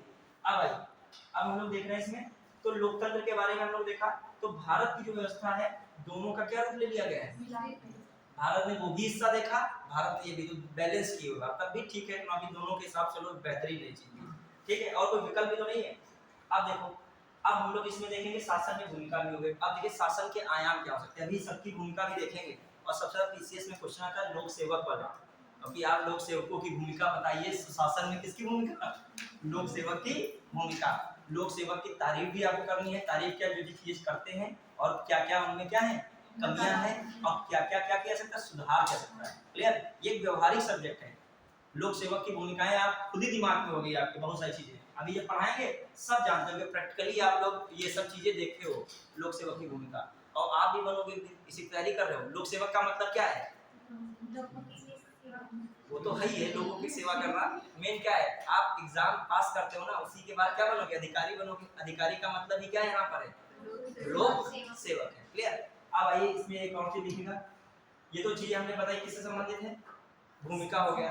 आयाम कौन से आयाम क्या रहता है इनका, अच्छा इसमें एक और चीज देखिएगा, जिसे हम लिख रहे थे 3, उसमें एक हमने क्या लिखा है, सबसे पहला समाज। इसमें देखिए 3 जो लिखे थे, ये क्या लिखा था, बाजार, ठीक है। अब मान लीजिए पहले इसी में लिखते हैं बाजार, बाजार, बाजार का मतलब आर्थिक, ठीक है। तो बाजार का भी आएगा, आयाम ही आएगा, कि यहाँ पे निकल क्या रहा है, आयाम। तो एक आयाम कौन हो गया, आर्थिक आयाम, कौन सा होगा आयाम, आर्थिक आयाम। एक कौन हो गया, सामाजिक आयाम, कौन हो गया, सामाजिक आयाम, ठीक है। तो आपका एक आर्थिक आयाम हो गया है, और एक कौन हो गया, सामाजिक आयाम, और एक प्रशासनिक आयाम लिख सकते हो। कौन आयाम है, प्रशासनिक आयाम, प्रशासनिक आयाम मतलब जो शासन जो है इसके अनुसार भी रहेगा, और शासन के लिए कुछ चीज जरूरी है, क्या है मान लीजिए, अभी इस पे चर्चा करेंगे, पहले तो बता रहे हैं सब शासन के लिए क्या जरूरी है। अभी मैंने वहां को तो 8 उसकी बातें थी यूएन की, आपकी बात मेन क्या है शासन के लिए, पारदर्शिता जरूरी है। क्या जरूरी है? पारदर्शिता बहुत जरूरी है। पारदर्शिता के साथ क्या जरूरी है? उत्तरदायित्व भी जरूरी है। क्या है? उत्तरदायित्व। ठीक है। फिर जो है देखा जाए उत्तरदायित्व के साथ साथ मानवाधिकारों का संरक्षण भी होता है। मानवाधिकारों का संरक्षण होता है। कानून का शासन होता है। किसका शासन है? कानून का शासन है। ये सब किसके अंतर्गत है? शासन। मतलब शासन के लिए जरूरी होता है तब तो में पारदर्शिता हो, उसमें उत्तरदायित्व हो, मानवाधिकारों का संरक्षण हो रहा हो, और इसमें किसका शासन होता है? कानून का शासन है। अब एक और इम्पोर्टेंट बात है, शासन के लिए आपको एक वर्ड याद रखना पड़ेगा, शासन। और भी शासन का है सुशासन, बढ़िया शासन, सुशासन होगा। एक स्मार्ट वर्ड याद रखिए। कौन वर्ड? स्मार्ट। ठीक है, स्मार्ट याद रहेगा, इससे चीजें निकल के आएंगी। जैसे क्या है, एक पहला आएगा सिंपल। क्या होना चाहिए? बहुत जटिल प्रक्रिया शासन की नहीं होनी चाहिए। व्यक्ति समझ ही नहीं पा रहा है क्या क्या चीजें बना दी गई। मतलब जीएसटी बनाया गया, कहीं कहीं तो बहुत अच्छा है, लेकिन कहीं कहीं लोगों को जीएसटी के बारे में समझ में नहीं आ रहा है। ठीक है, तो अब उसको समझाना भी एक सरकार के लिए क्या है, टास्क हो जाता है। कोई भी चीज बनाओ थोड़ा सा उसकी प्रक्रिया क्या हो, सिंपल हो। ठीक है। एम फॉर मोरल, सुशासन के लिए क्या होना चाहिए? मोरल, नैतिकता होनी चाहिए। उसके अंदर क्या होनी चाहिए? नैतिकता। क्लियर। फिर आ जाइए ए, अकाउंटेबल। अकाउंटेबल, अकाउंटेबिलिटी कहते हैं इसे, मतलब उत्तरदायित्व। उत्तरदायित्व, ठीक है। R, responsible. मतलब क्या हो? जवाबदेही, जवाबदेही हो, या जिम्मेदार, या क्या हो? जिम्मेदार। क्लियर। टी पर क्या हो? ट्रांसपेरेंट हो, ट्रांसपेरेंट, पारदर्शिता हो। क्या हो? पारदर्शिता होनी चाहिए। किसकी बात कर रहा हूँ? सुशासन के लिए बात कर रहे हैं। क्लियर। अब आ जाइए, जो सुशासन के लिए मैं कह रहा हूँ सबसे प्रक्रिया क्या होनी चाहिए? प्रक्रिया जो है जटिल ना हो, जटिल ना हो, आसान, समझ में आती है। क्लियर। फिर जो मैं कह रहा हूँ दूसरी बात, मोरल, नैतिकता होनी चाहिए, नैतिकता। फिर आ जाइए उत्तरदायित्व होना ही चाहिए, जो भी चीजें हैं उसके लिए जो आप उत्तरदायी हैं। ठीक है। फिर आ जाइए जवाबदेही, कोई कुछ पूछता है बताता है तो आप उसके लिए क्या है? जिम्मेदार हैं। ठीक है। फिर आइए पारदर्शिता, हर चीज एकदम क्लियर होनी चाहिए, क्रिस्टल क्लियर, कोई चीज में डाउट नहीं होना चाहिए। ये सब किससे जुड़ी हुई चीजें हैं? सुशासन। ठीक है। तो याद रखिएगा, स्मार्ट एक वर्ड याद रखिए तो आपके सब कीवर्ड्स दिमाग में बने रहेंगे। वहां आ जाए सुशासन के लिए कौन सी चीजें जिसमें जो आवश्यक तत्व हैं, तो ये भी आवश्यक क्या है? तत्व है। बढ़े, बेसिक है सब चीजें। अब आइए बढ़े। इंग्लिश इसलिए क्या है, याद रहने में आसानी रहती है, स्मार्ट। ठीक है। अब दिमाग में तुम्हारे SMART इतना तो इंग्लिश पता होना चाहिए। अकाउंटेबल का मतलब क्या होता है? उत्तरदायी। और रिस्पांसिबल का मतलब जानते हैं क्या? आयाम कह सकते हो, लेकिन आयाम में हम लोग किसको रख रहे हैं? 3 मान रहे हैं, उसके अंतर्गत सब आ जाएगा। आर्थिक आयाम है तो उसके अंतर्गत निजी क्षेत्र, बाजार सब आ जाएगा। अभी इसको चर्चा करेंगे इसे। अब सामाजिक आयाम है तो इसके अंतर्गत नागरिक आ जाएगा, नागरिक समाज। सामाजिक आयाम में कौन आ जाएगा? नागरिक समाज। नागरिक समाज आएगा तो मीडिया अपने आप आ जाएगा, मीडिया आएगा तो एनजीओ अपने आप आ जाएंगे। बहुत सारे ऐसे कार्य होते हैं जो सरकार के बस के नहीं होते हैं, हमारी सरकार नहीं कर पा रही, वो कौन करता है? एनजीओ करते हैं, गैर सरकारी संगठन, जिसे क्या कहते हैं? गैर सरकारी संगठन करते हैं। या बहुत सारे गैर सरकारी संगठन क्या करते हैं? काम नहीं अपना कर पा रहे हैं तो सरकार पर दबाव बनाते हैं, ये काम क्या कीजिए आप कीजिए। सरकार पे दबाव, सरकार दबाव में क्या करती है? कार्य भी करती है। अब ये भी आर्थिक आएगा, ये सामाजिक उसमें चर्चा करेंगे, ठीक है। अब आ जाइए, सबसे पहले इसमें क्या है, देखो तुम लोगों ने फैक्ट आर्टिकल पढ़ पढ़ के बिल्कुल थक गए होगे सारे, सन आर्टिकल ये क्लॉज वो क्लॉज, ठीक है। अब तुम्हारा जो ये टॉपिक जो आया है ये केवल क्या है, समझने वाला है। और बहुत सारी चीजें मेंस में क्या होती हैं, अभी जो मैं कह दूं, अभी जो मैं पढ़ाने के बाद आपसे कह दूं, सुशासन शासन के बारे में समझाइए, मैं गारंटी रहा हूं हर एक स्टूडेंट कुछ ना कुछ समझा देगा, कुछ ना कुछ तो लिखेगा, मैंने पढ़ा इतना। अभी आया था और कहता शासन के बारे में आप समझाइए, पढ़ाता नहीं तो आपकी बुद्धि कहाँ तक होती है। तो शासन ये है, शासन वो है। जैसे एक बार हॉट स्पॉट पूछा गया तो हम काफी चेक कर रहे थे, तो हॉट स्पॉट निकल के पता नहीं क्या क्या आ रहा था, दूर जाने पर कनेक्टिविटी खत्म हो जाती है, ठीक है, मोबाइल चार्ज होना चाहिए, ठीक है, इंटरनेट एक फोन में जरूर अवश्य पड़ा होना चाहिए। वो बात सही बता रहा था, ऐसा नहीं है, वो सारे उस हॉट स्पॉट की बात कर दी। अरे पेपर दे रहे हो पर्यावरण पारिस्थितिकी का, तो उस हॉट स्पॉट की बात करो जो भारत में 4 तरीके से बांटे गए हैं, कहाँ कहाँ है, पूरे विश्व में 36 है। क्षमता हो तो 36 बताने की रखो क्षमता, ठीक है। टीचर भी सोचेगा 36 बताने वाला, देखें इसमें क्या लगे, देखिए अभी इन्वायरमेंट जब पढ़ोगे आएगा हॉट स्पॉट, ठीक है। अब बहुत लोगों ने कॉपी में लिखा, शायद 1 या 2 इसमें लोग हों जो ठीक ठाक हों और लिखे हों, वरना ज्यादातर लोगों ने छोड़ना तो है ही नहीं, कसम खाए हैं, कोई भी रुस्ना है या ना है।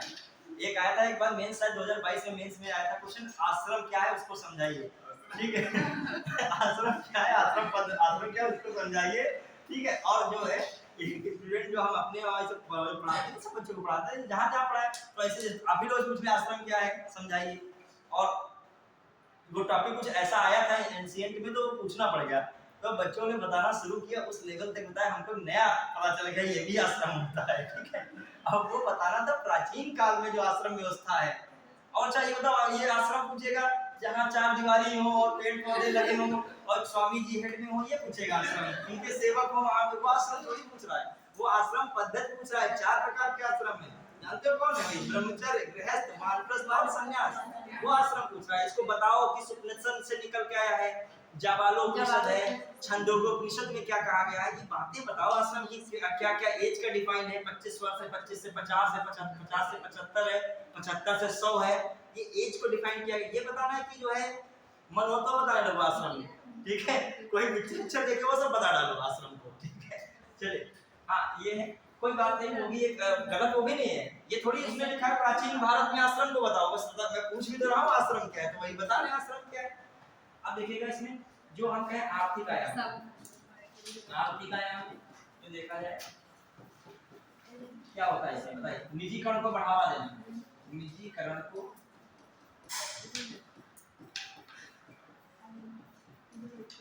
बढ़ावा देना, ठीक है। चलिए जो भी सरकार आती है वो जनता से वोट कब पाती है, जब देने की बात करती है, क्या करती है जनता को, चीजें देने की बात करेगी। और जहाँ चीजें लेने की बात करेगी वो क्या हो जाएगा, उसका मामला क्या होने लगेगा, बढ़ने लगेगा। लेकिन सरकार को भी अंदर से पता होता है देंगे तो तब जब हमारे पास क्या होगा, जब हमारे पास कहीं से आएगा। तो बातें देने की ज्यादा होती है, लेकिन अंदर से चाहती हर सरकार क्या है, निजीकरण, मतलब निजीकरण का समझना चाहती है, कोई ना कोई प्लांट लगाए।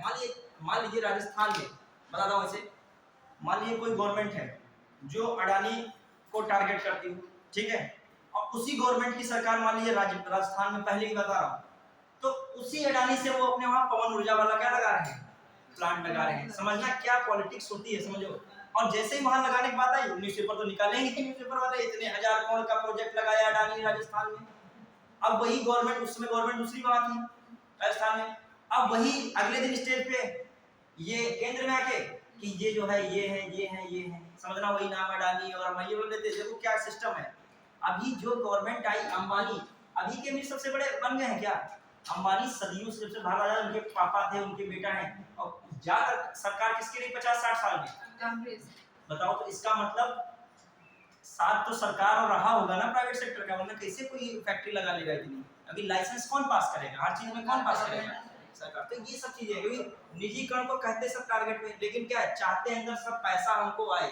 लेकिन अब एक और यहाँ पे प्रॉब्लम है, निजीकरण को एकदम बढ़ा भी नहीं सकते हो, फिर ये भी गड़बड़ हो जाएगा, निजीकरण वाले फिर अपने हिसाब से सब करने लगेंगे, जहाँ मन होगा जो है खेत सब खरीद के रिश्तेदारों में से चीज कराने लगेंगे। तो उस पर कंट्रोल भी सरकार का होना चाहिए, क्या होना चाहिए, नियंत्रण नहीं, किसका, सरकार का अच्छे शासन के लिए भी जरूरी है किसका नियंत्रण हो, सरकार का नियंत्रण भी जरूरी हो। क्लियर। फिर आ जाइए, और निजीकरण का मतलब भागीदारी होनी चाहिए, भागीदारी।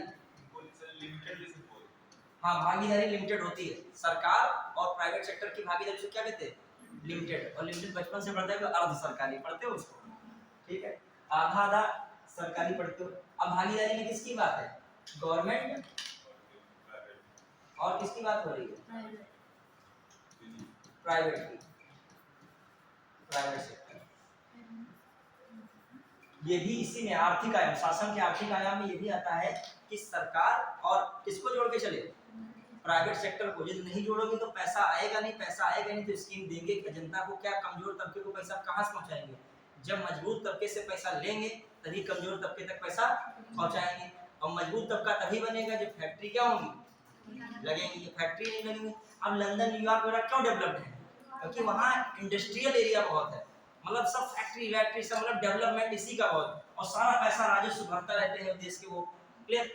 अब आ जाइए, एक और है मामला, भागीदारी हो गया। उद्योगों में प्रतिस्पर्धा ही कराओ, क्या कराओ, उद्योगों में प्रतिस्पर्धा कराओ, प्रतिस्पर्धा। क्योंकि सरकार को इसमें क्या मिलेगा, फायदा मिलेगा ना। प्रतिस्पर्धा उद्योग करेंगे, फायदा कौन लेगा, ज्यादा बढ़ेंगे आपस में, टैक्स भी सरकार क्या देगी, लेकिन ज्यादा लेगी। क्लियर। तो ये सब चीजें भी हैं। अब आइए, तो ये मामला हो गया आर्थिक आयाम। तो जैसे मान लीजिए आपको लिखना पड़े आर्थिक आयाम, तो आर्थिक आयाम में दिमाग में कुछ चीजें आई होंगी। एक, निजीकरण को क्या देना, बढ़ावा देना, लेकिन उस पर नियंत्रण रखना, सरकार का नियंत्रण होना। फिर दूसरी बात मैं कह रहा हूँ, प्राइवेट सेक्टर को और गवर्नमेंट सेक्टर से लेकर चलना, इसे कहते हैं पीपीपी मॉडल। क्या कहते हैं, किस मॉडल पे कार्य करना, पीपीपी मॉडल।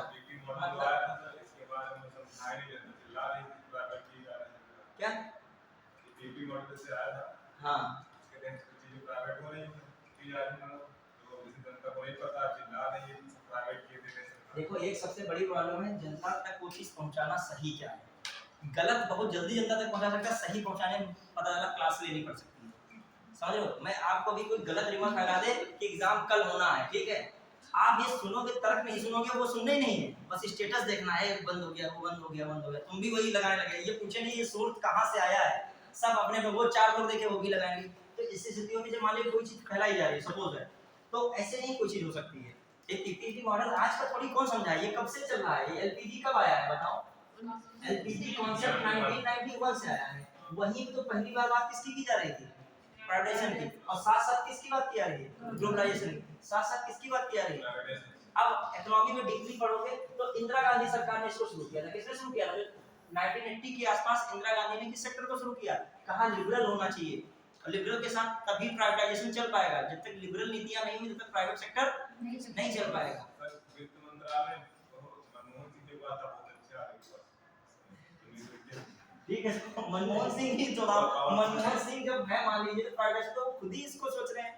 अभी देखिए एक चीज समझिए, भारत आजाद हुआ, भारत पे पैसा कहाँ से इतना होगा, तो पैसा भी तो कहीं से आना चाहिए। तो अब विदेशों से बढ़िया टाई अप रखोगे, इसके लिए क्या जरूरत पड़ रही है, ग्लोबलाइजेशन, इसकी जरूरत पड़ रही है, ग्लोबलाइजेशन। ठीक है, चलिए अब आइए, तो राजनीति का पढ़ाई से बड़ा लेना देना बड़ा दूरगामी हो जाता है। देखिए, फायदा लेना वो अलग चीज होता है राजनीति में, लेकिन पढ़ाई जब जाओगे तो कुछ और ही निकल रहा। राजनीति में आए तो कोई एकदम लगा दिया, अगला कल ही स्पीच वो दिए हैं और वो दिमाग लगा रहे हैं, राजस्थान में अडानी के पक्का प्लांट नहीं लगाए होंगे, इनकी गवर्नमेंट है, वहां निकल के आ रहा है वही प्लांट लगा दिया गया। तो राजनीति से बिल्कुल अलग है। ये मतलब कॉन्सेप्ट इसके पीछे जाओगे तो वही गवर्नमेंट चला रही है इस कॉन्सेप्ट को, तो वो बातें अलग होती है। मतलब राजनीति में चीजें तो अपना निजी स्वार्थ है, और बदल जाए तुरंत, आज ये स्टेटमेंट है कल कोई और स्टेटमेंट हो जाएगा। एग्जाम में चीजें नहीं बदलेंगी, जो है वही है। अब देखो क्या है, एक अभी ये भी समझोगे इसी गवर्नेंस में, लोग एक होती है, एक तरह देख समझना, सिस्टम शासन में 2 चीज चलती हैं, एक होती है नौकरशाही, क्या होती है, अभी समझोगे सब आएंगे चीजें भी, और एक होती है सरकार, समझना, सरकार और नौकरशाही। रियल में आपको पावरफुल सरकार लगती है, लेकिन स्टेबिलिटी किस ज्यादा होती है, नौकरशाही। अभी समझोगे क्या, यदि स्थायी कार्यपालिका कौन है, नौकरशाही, अस्थायी कार्यपालिका सरकार। समझ पा रहे हो, कार्यपालिका कानूनों को लागू करना किसका काम है, सरकार, लेकिन जमीनी स्तर पर लागू करना किसका फाइनली काम है, किसका काम है, नौकरशाही का। तो 2 कार्यपालिकाएं भारत में चलती है, किस हिसाब से देखा जाए, एक कौन चल रही है, अस्थायी, उसमें कौन है, अभी अभी बस आप बता रहे सरकार, और जो स्थायी कौन है? नौकर। दो का मिलन जब तक बढ़िया नहीं होगा तब तक की चीजें क्या नहीं होंगी, बढ़िया नहीं होगी। हाँ बताइए, अभी सब आएगा, ये सिविल सेवक नौकरशाही में पूरा हायरार्की होता है, अभी मैं समझाऊंगा। अभी बस अभी सुनिएगा, आप देखिए अभी थोड़ा सा लोग टॉपिक पढ़िए, अभी मैं तुलना कराऊंगा कि एक नौकरशाही है एक सरकार है, किस तरीके से दोनों क्या है, अलग है और मतलब सेम है कहीं कहीं, मतलब दोनों की तुलना होगी। अभी ऐसे कैसे लाने को, फिर टॉपिक ही बदल जाएगा। ध्यान दीजिए सर, सपोज मैं समझा रहा हूँ, इस बात समझिए। मंत्री परिषद देखा है, उसमें सभी क्या होते हैं, मंत्री होते हैं। समझ वाली बात नहीं कीजिएगा, मंत्री होते हैं। मंत्री के लिए पढ़ाई लिखाना जरूरी है क्या? संविधान में भी क्लॉज है नहीं ना। सचिव कब बनता है? आईएएस एग्जाम निकाला या पीसीएस के थ्रू पढ़ता पढ़ता चला गया और समीक्षा अधिकारी के थ्रू विशेष सचिव तक पहुंचाओ, वो क्या कर रहा है, सिलेक्शन ले रहा है। हर मंत्री के साथ क्या होता है, सचिव होता है। क्या होता है, सचिव। तो अब बताइए, यदि मंत्री को उस क्षेत्र में ज्यादा ज्ञान नहीं है और सचिव को क्या है, उस क्षेत्र में ज्यादा ज्ञान है, तो वहां तो नौकरशाही का धीरे धीरे अब होना क्या है, लाजमी है। कि वो मान लीजिए मंत्री जी कहेंगे तो वो कुछ और उनको तक बता सकता है, इसका ये है उसका वो है, तो दोनों का कॉम्बिनेशन है, समझना। सरकार देखो, समझना थोड़ा सा, कोई मंत्री है, वादा करा जनता से मैं जो है बनूंगा, यहाँ पे रोड बिल्कुल पक्की बनवा दूंगा, ठीक है, और यहाँ पे जो मकान कच्चे वगैरह कोई बने हैं तो वो योजना का, सरकार की योजना है अटल आवास योजना, जो भी सरकार का मिशन है कोई योजना वाला, आवास योजना वाला, उसे सबको मकान दिलवा दूंगा, ठीक है। वो मंत्री ने कहा, स्टेटमेंट है उसका। अब वो पूरा करेगा, जनता ने किसका स्पीच सुना, मंत्री जी का सुना। अब ये काम किसको सौंपा गया, ये करने का, क्रियान्वयन का काम किसको सौंपा गया, नौकरशाही को सौंपा गया। किसको, नौकरशाही मतलब सचिव, सचिव से वो अधिकारी, अधिकारी से उस संबंधित शहरी विकास वाला अधिकारी। अब आइए, और मान लीजिए नौकरशाही ने सही से काम नहीं किया, मकान सही तक नहीं बन पाए, रोड में गड्ढा ही रह गए, ठीक है, और रोड भी बढ़िया नहीं बन पाई, एक्सीएन वगैरह मान लीजिए नहीं बेहतरीन काम कर पाए, अच्छा काम कर पाए, कुछ समझ लीजिए किन्हीं कारणों, लालच मोह माया की वजह से, भ्रष्टाचार की वजह से काम सही से नहीं कर पाए, सब। अब जनता किससे लड़ाई लड़ेगी, मंत्री से लड़ेगी। किसके लिए कोसेगी, और गड़बड़ ज्यादा किसने कर दिया बीच में, नौकरशाही। तो इसलिए अब मजबूत कौन होगा यहाँ पर, नौकरशाही। जवाबदेही किसकी नहीं है, इसकी नहीं जवाबदेही, वो अपना स्थान बैठे अंदर है, ठीक है। वो अब से चिल्लाते फिर रहे, कौन, मंत्री जी कह रहे नहीं होना चाहिए, अब मैं अगली बार करवा दूंगा, दो को निलंबित कर दे, तीसरा है वो भी यही सुस्त सुस्त काम कर रहा है। तो यहाँ पर अब देखिए, जब सरकार मजबूत होती है तो मंत्री जो नीचे की नौकरशाही वो भी काम क्या करती है, तेज करती है। देखा सरकार कमजोर है तो नौकरशाही समझ गए थे, सरकार है गठबंधन वाली है तो हम क्या काम करें, सपोज दैट होता है। यदि मतलब मजबूत हो गठबंधन में तो कसा गठबंधन, ये नहीं ढीला गठबंधन, उसको लग रहा है कि कल को सरकार गिर जाएगी तो हमारी चीजें क्या हो जाएंगी, जांच वांच जो भी होगा नहीं होंगी। तो अब समझोगे ये सब चीजें आएंगी, ये लोक सेवक की चीजें हैं, और उसको कुछ चीजें लोक सेवक की मजबूत बनाती है। सबसे बड़ी मजबूती का कारण यही है उसका नॉलेजेबल होना, क्या होना, ज्ञान तो बहुत तेज उसके पास सही है, और दूसरा जनता के प्रति उसकी कोई जवाबदेही नहीं है। लेकिन उसको भी कंट्रोल करने के लिए आरटीआई बनाया गया। क्या बनाया गया है, नागरिक सूचना से नहीं पूछ लेता है क्या हुआ क्या नहीं हुआ, कितना बजट है। अब आइए स्टेप बाय चलेगा, गड़बड़ा जाएगा, ठीक है। अब आइए कौन सा आपका है, सामाजिक। फिर कौन सामाजिक हो गई, सामाजिक आयाम। सामाजिक आयाम में बताइए क्या हो सकता है, नागरिक समाज है। सामाजिक आयाम में नागरिक समाज, सामाजिक आयाम में नागरिक समाज हो गया। फिर आ जाइए नागरिक समाज के अलावा क्या हो सकता है इसमें, मतलब नागरिक समाज के अलावा क्या हो सकता है, मीडिया हो सकती है। क्या हो सकता है, मीडिया हो सकती है, ठीक है, ठीक है। बहुत सारे एनजीओ हो सकते हैं। क्या हो सकते हैं, एनजीओ हो सकते हैं। तो ये सब किसमें आ जाएगा, सामाजिक आयाम में। जो है सामाजिक आयाम में सरकार को जो है मेन क्या है, कमजोर वर्गों पर विशेष ध्यान, वर्गों पर विशेष ध्यान जो कहा जाए। और सामाजिक और आर्थिक रूप से क्या हो, ये सब जो सामाजिक एवं आर्थिक रूप से पिछड़े लोग हों उनके लिए व्यवस्था, रूप से पिछड़े उनके लिए क्या व्यवस्था है, कौन सा आयाम है, सामाजिक आयाम में सब चीजें हैं। उनके लिए गुड गवर्नेंस क्या होगा, ये सब बातें हैं। जैसे नागरिक समाज है, सपोज दैट बहुत इंपॉर्टेंट है। नागरिक समाज की बहुत बड़ी भूमिका है। देखिए जो मेन देखा जाए सरकार या नौकरशाही पर नियंत्रण का कार्य कौन करेगी? सरकारी नौकरशाही पर नियंत्रण कार्य कौन कर रहा है? नागरिक समाज। कौन करता है? नागरिक समाज करता है। ज्यादातर देखिए मीडिया कर रही है, तो और कौन कर रहा है? ऐसे नागरिक समाज से ही कौन आया है? मीडिया आया है। एनजीओ भी कहीं ना कहीं इन पर नियंत्रण करते हैं, दबाव बनाते हैं कि ये काम कीजिए, और जो सरकार नहीं कर पाती तब काम कौन करता है?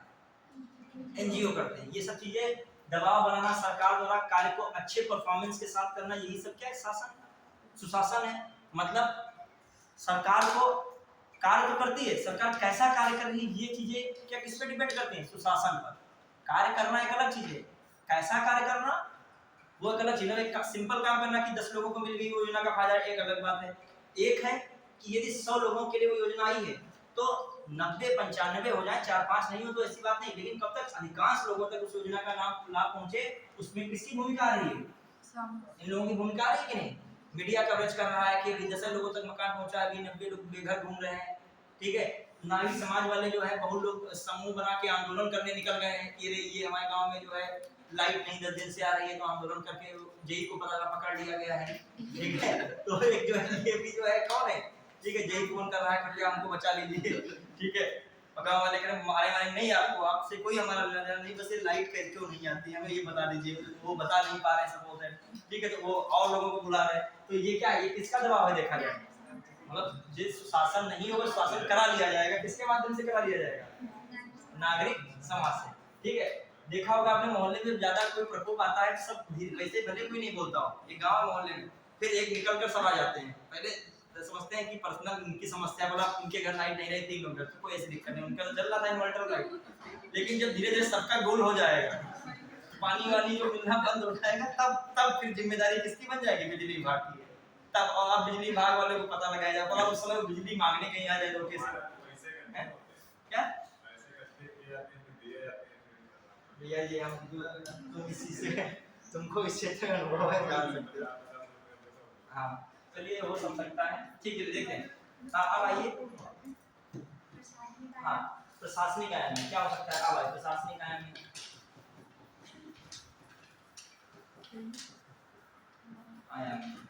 प्रशासनिक आयाम में क्या हो सकता है? जैसे सिविल सेवक है, क्या है? सिविल सेवक है, किसमें आ जाएंगे? प्रशासनिक आयाम। सिविल सेवक के बाद जैसे कौन सी चीज आ जाएंगी? पुलिस प्रशासन वगैरह है, पुलिस है, न्यायपालिका है, न्यायपालिका का भी प्रशासन है। अच्छा न्यायपालिका को हम क्यों रख रहे हैं इसमें? ये मतलब जो है सुशासन में बड़ा इंपॉर्टेंस रोल है किसका? सुशासन में किसका रोल बहुत इंपॉर्टेंस है? जैसे सरकार और नागरिक, सरकार हमारी नौकरशाही या मंत्री उधर साइड में, ठीक है, ये कार्य नहीं कर रहे हैं, इस नागरिक की कोई नहीं सुनी जा रही है, और ये या जो लोग ऐसा कोई कार्य हो रहा है लोगों से, इस नागरिक की बहुत सारी चीजों का हनन हो रहा है, मूल अधिकारों का हनन हो रहा है, इसके जो न्याय संगत चीजें उसको नहीं मिल पा रही हैं। तो एक तो सरकार से उठाता मामला, सरकार ये चीज करे, लेकिन मंत्री खुद ही जो है नहीं सुन रहे हैं, सरकार खुद ही नहीं सुन रही है, दूसरी तरफ नौकरशाही भी इनकी नहीं सुन रहा है, तो इनके पास विकल्प कहाँ बचेगा? किसके पास जाएंगे? न्यायपालिका के पास। न्यायपालिका मालिक कहते हैं कि 50 लाख के स्पेंडिंग पड़े हैं, इतने करोड़ रुपए स्पेंडिंग पड़े हैं, तो इनका नंबर पता नहीं कब आएगा। तो अब बताइए, तो यहाँ पर कौन शासन ने भूमिका निभाया? न्यायपालिका, और वो भी नहीं निभा पा रही, क्यों? उसके पास बोझ क्या है?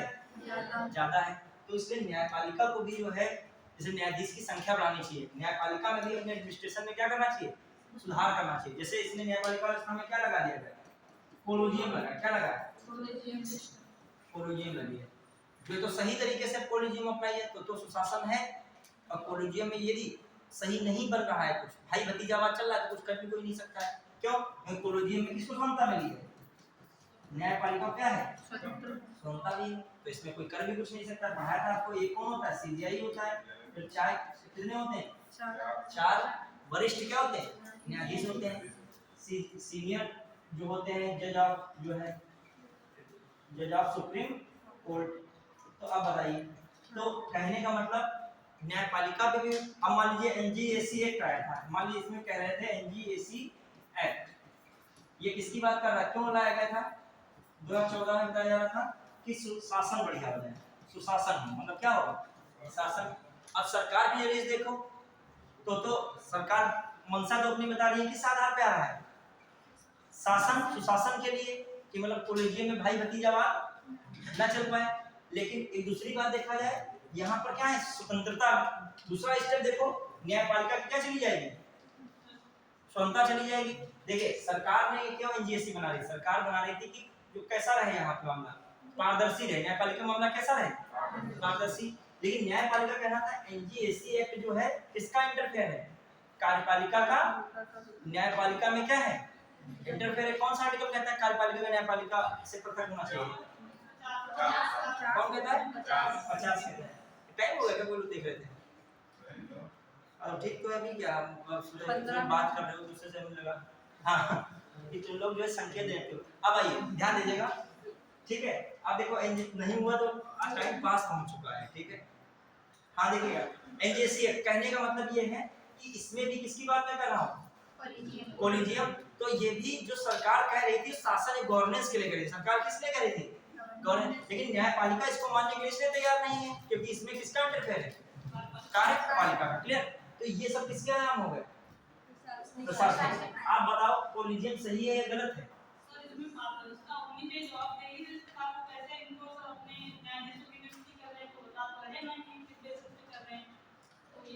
तो अच्छा है?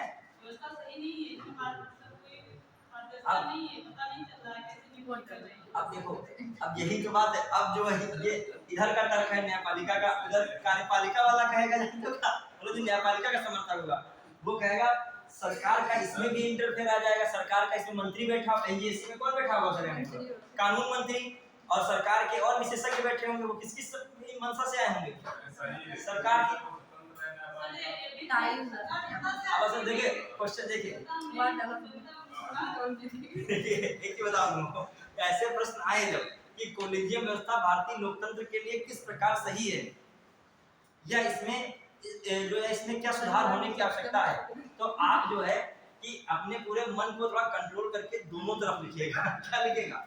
मतलब इसकी जो है तारीफ भी लिखिएगा, उसके भी क्या लिखिएगा, जो है कमियां भी लिखिएगा। क्यों? क्योंकि क्वेश्चन इस तरीके के आ जाते हैं। देखो यहाँ पे सुशासन आ जाएगा। सुशासन की दृष्टि से देखा जाए कॉलेजियम में क्या व्यवस्था हो सकती है? भाई भतीजावाद की संभावना है, जिसके शासन की व्यवस्था के आधार पर एनजीएसी एक्ट सरकार लाने का क्या किया गया? प्रयास किया गया। लेकिन वहीं यदि हम संविधान की मूलभूत ढांचे को देखें तो उसमें बताया गया है न्यायपालिका क्या है? संविधान ही बात कर रहा है। देखो आर्टिकल कौन है? यही तो मैटर बन जाता है। ये जो आर्टिकल कौन बात कर रहा है? संविधान। और ये संशोधन करके नहीं, ये मूल संविधान में जोड़ा गया। किसमें जोड़ा गया है? और उसमें स्पष्ट लिख दिया गया है कार्यपालिका क्या है? न्यायपालिका से स्वतंत्र है। और वहीं पर जब देखोगे आर्टिकल 79 और आर्टिकल 80 और आर्टिकल 81, इसमें लिखा जाता है हर बार हर जगह इसमें एक तालमेल मिलता है कि कार्यपालिका विधायिका का क्या है? संबंध है। लेकिन हर जगह ये बात से अलग निगलेक्ट किया जाता है कि न्यायपालिका इसमें शामिल है, ये नहीं है। ये मतलब न्यायपालिका को इसमें निगलेक्ट कर दिया जाता है। और फिर स्पष्ट बताने के लिए क्या बता दिया गया है? तो ये मैटर है। और दूसरी बात, जब हम लोग सुप्रीम कोर्ट को पढ़ते हैं तो उसकी स्वतंत्रता में भी यही आता है। कॉलेजियम क्या आता है? स्वतंत्रता में भी आता है। ये मैटर फंसता है। तो आप जब वो तर्क दोगे एनजीएसी वाला, तब किसको बता सकते हो? सुशासन को बता सकते हो कि भाई भतीजावाद है, बहुत प्रकार की संभावना ऐसी होती हैं जो लोकतांत्रिक मूल्य के लिए सही नहीं है। क्योंकि इसमें जो है एक सीजीआई है और 4 क्या है? वरिष्ठ न्यायाधीश है। इस तरीके का मैटर है, ठीक है? दूसरी बात, जब वहां बताओगे कि नहीं सही, इसको जो कॉलेजियम व्यवस्था गलत नहीं है, तब क्या बताओगे? संविधान में क्या है? जो है कार्यपालिका और विधायिका का तो एक दूसरे के लिए जवाबदेही बना है। यह कार्यपालिका विधायिका के लिए जवाबदेह है, लेकिन कार्यपालिका न्यायपालिका के से क्या है? स्वतंत्र है। और वहां पर ब्रैकेट में कौन सा आर्टिकल लिख दोगे? आर्टिकल 50। और फिर सुप्रीम कोर्ट की स्वायत्ता स्वतंत्रता में भी जो है क्या बताया गया है? इसको बताया गया कि कॉलेजियम ही क्या करेगी? वहां न्यायाधीशों क्या करेगी? नियुक्त कराने में सिफारिश देगी। क्या देगी? नियुक्त करेगी नहीं, नियुक्त कराने में क्या देगी? सिफारिश देगी। तो बड़ा जो है दोनों तरफ बैलेंस करना। अब आ जाइए, अब हम लोग दिख रहे हैं, अब देखोगे एक होती है स्थायी कार्यपालिका, स्थायी कार्यपालिका, और एक कौन होती है? अस्थायी। जो तुम लोगों के मन में क्वेश्चन था ये चल रहा है, आप समझना ये कार्यपालिका। आप सिविल सेवक बनना चाह रहे हो, सिविल सर्वेंट बनना चाह रहे हो, तो आप किस में जाओगे? यदि आप अधिकारी होते हो किसी विभाग के, किसमें जाओगे? स्थायी जाओगे। आप स्थायी में रहना पसंद कर रहे हैं। अब इसमें कोई कह रहा नेता बनना चाह रहे हैं, तो जो है उसमें कोई खराबी नहीं, नेता में कोई खराबी नहीं। कोई नेता का तो बहुत गर्व से कहो कि आपने हमको कानून बनाने लायक तो समझा। अब नेता में ये कहे मान लो कि सभासद हो जाएंगे, नेता मान लो, विधायक है क्या मान लो, सांसद मान लो। अभी विधायक सांसद क्या बनाते हैं? कानून बनाते हैं, वो भी एक पॉलिटी का हिस्सा है। अब बताओ विधायक और सांसद और प्रधान ये सब पढ़ते हो कि नहीं पॉलिटी में?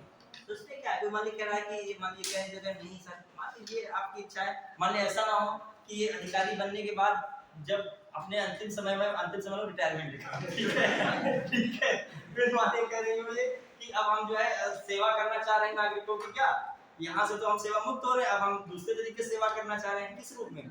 विधायक या सांसद के रूप में, ठीक है। उसमें क्या है, इंटरव्यू मान लीजिए एक व्यक्ति से पूछा गया कि आप जो है क्या करना, तो उसने कहा मैं सेवा करना चाह रहा हूँ। तो आप सेवा किस प्रकार कर सकते हो? तो उसने साफ कहा कि या ये तो मैं सांसद या विधायक बन के नागरिकों की सेवा कर सकता हूँ, जो सारी हर प्रकार की सेवा कर सकता हूँ। हर प्रकार की मतलब जो, अब मान लीजिए हम अकेले अपने आप कैसे सेवा कर सकता हूँ, कैसे मैं रोड बना दूंगा, इसका बजट 1 करोड़ का है मान लीजिए, तो कैसे सेवा हो सकती है इस तरीके से? एनजीओ भी जो है आपका व्यक्तिगत कहाँ है, एनजीओ भी कह सकते हो, ठीक है, एनजीओ कह सकते हो। तो आप मान लीजिए एनजीओ चलाते हो तो पूछ लेंगे एनजीओ में क्या क्या है। जैसे आप सिविल सर्वेंट हैं, वो आपसे कह रहा है मेन है उसका टारगेट कानून संबंधी बात करना। किस संबंधित? कानून, मतलब या फिर आप कानून बनाना चाहते हो या फिर कानून क्या करना चाहते हो? लागू कर रहे थे, मतलब यहीं पे ये दो चीजें हो रहा है। तो उससे मान लीजिए तो कहा गया सर मैं विधायक या सांसद बनकर जो है भूमिका निभा सकता हूँ नागरिकों की सेवा में, या जो है सर सिविल सेवक कि मैं विधायक सांसद इसलिए नहीं बन सकता क्योंकि सर मेरा उस क्षेत्र में कोई ऐसा वर्चस्व नहीं है, या उस क्षेत्र में मैंने अभी कार्य कुछ नहीं किया है, मैंने इस क्षेत्र में कार्य किया है, कार्य मतलब पढ़ाई की है, दीर्घ अध्ययन किया है, तो किस क्षेत्र में मैं जा सकता हूँ? स्थायी कार्यपालिका में सकता हूँ। कोई इसमें मैटर थोड़ी है। अब बाद में ये कोई व्यक्ति कोई कसम खाए बॉन्ड नहीं भराया जाता है, जो पीछे से अधिकारी हो गया फ्यूचर में राज्यसभा का सांसद नहीं बनेगा, वो तो बाद में क्या होता है बन भी सकते। बहुत सचिव वगैरह देखोगे, मान लीजिए समाज कल्याण विभाग में मान लीजिए 80 करोड़ शायद है ना, ये जो है वो खुद ही शायद पहले कोई आईपीएस वगैरह कुछ बड़ी पोस्ट पे थे, अब नहीं मुझे पता कोई अधिकारी वगैरह थे, सचिव वगैरह कुछ भी रहे हो, ये बाद में उसमें मंत्री बन गए। क्लियर? तो सब चलते हैं। कौन? हाँ तो ये है ही है, क्योंकि योग्य लोगों की भी जरूरत है सिस्टम में। चलिए देखिए, तो स्थायी कार्यपालिका ध्यान दीजिएगा, स्थायी कार्यपालिका में जो कौन आता है? नौकरशाही, नौकरशाही या सिविल सेवक,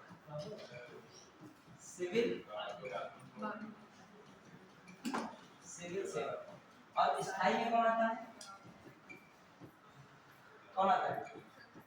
सरकार आता है। कौन आता है? सरकार। क्लियर? अस्थायी में सरकार। अब देखो जो हम लोग देखेंगे सिविल सेवक और सरकार में क्या क्या अंतर है, डिफरेंस है, इसको भी हम देखेंगे पहले, लेकिन जो पढ़ाते हैं उसको एक बार रिवाइज करते हैं, वरना जो इसको देखो पुरानी चीज हट जाएंगी। देखो सिविल सेवक, अभी मैं क्या बता रहा हूँ, सिविल सेवक को मैं क्या बता रहा हूँ यहाँ पर? नौकरशाही, ठीक है। और यहाँ पर किसको बता रहा हूँ? सरकार। पहली बात तो बताऊंगा दोनों में क्या क्या अंतर है, ठीक है, अंतर की बात चलेगी। दूसरी बात चलेगी क्या सिविल सेवक के लिए इंपॉर्टेंट चीजें होनी चाहिए, सिविल सेवक के अंदर क्या क्या बातें होनी चाहिए एक जो अच्छे सिविल सेवक के लिए। फिर तीसरी बात क्या कमियां होती हैं, कमियां तो तो आती है कि जो है क्या उसमें कौन से कमियां क्या हैं, और हाँ उसमें किस प्रकार जब कमी पता होगा तभी क्या कर सकते हो? सुधार हमेशा कमी के बाद ही आता है, याद रखिएगा। जहाँ पर सुधार ज्यादातर है, सुधार आखिरी यूज क्यों किया गया बताइए? आप पढ़ते हो भूमि सुधार, इसका मतलब इससे पहले भूमि वाले मैटर में क्या रही होगी? कमी नहीं होगी। और फोकस सुधार पे जरूर होता है, कमी भूल जाते हैं लोग। क्लियर? अब आ जाइए जो हम लोग देखें नौकरशाही में और सिविल सेवक, तो अभी जो सामान्य लिखवा नहीं रहा वो पहले बस संक्षेप में बता रहा हूँ, लिखवाऊंगा बाद में, पूरा जहाँ से स्टार्ट किया वहाँ तक आऊंगा। देखिए सिंपल समझिए, ऐसे लिखना नहीं भी, हम आराम से लिख पाएंगे इसको, बस जल्दी थोड़ा सा कुछ टाइम बचा है तो बता देते फिर दोनों में। जैसे मान लीजिए नौकरशाही सिविल सेवक हैं, ये क्या होते हैं देखा जाए नियुक्त होते हैं, क्या हो रहे हैं नियुक्त हो रहे हैं, ठीक है। यहाँ पर सरकार में चीजें ज्यादा एक कह सकते हो, जो एक प्रक्रिया है इसमें नियुक्त वाली प्रक्रिया है, क्या है नियुक्त या चयन वाली प्रक्रिया है, और इसमें जो है देखा जाए लोगों द्वारा चुनने की प्रक्रिया है, मतलब एक निर्वाचित वाली प्रक्रिया ज्यादा है, कौन है निर्वाचित।